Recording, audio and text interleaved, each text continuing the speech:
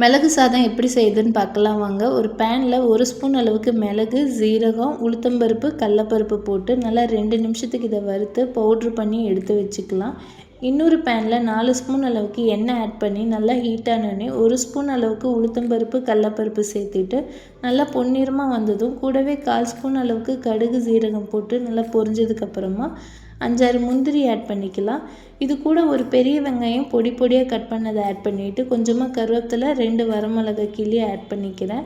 வெங்காயம் நல்லா இந்த கலர் மாறினோடனே இது கூடவே பொடி பொடியாக கட் பண்ண பூண்டும் சேர்த்து நல்லா வதக்கிக்கலாம். 1/4 ஸ்பூன் அளவுக்கு பெருங்காயத்தூள் சேர்த்துட்டு இது கூடவே நம்ம அரைச்சி வச்சுருக்க பவுட்ரு எந்த அளவுக்கு வேணுமோ அந்த அளவுக்கு போட்டுட்டு தேவையான அளவு உப்பு போட்டுட்டு வேக வச்ச சாதம் போட்டு கிளறிட்டு உப்பு கரெக்டாக இருக்கான்னு செக் பண்ணிவிட்டு லாஸ்ட்டாக கொஞ்சமாக நெய் விட்டு கிளறினா ரொம்பவே டேஸ்ட்டான மிளகு சாதம் தயார். ட்ரை பண்ணி பார்த்துட்டு எப்படி இருக்குன்னு சொல்லுங்கள். நம்ம வீடியோஸ் பிடிச்சிருந்தா லைக் அண்ட் சப்ஸ்கிரைப் பண்ணிக்கோங்க. தேங்க்ஸ் ஃபார் த வாட்சிங்.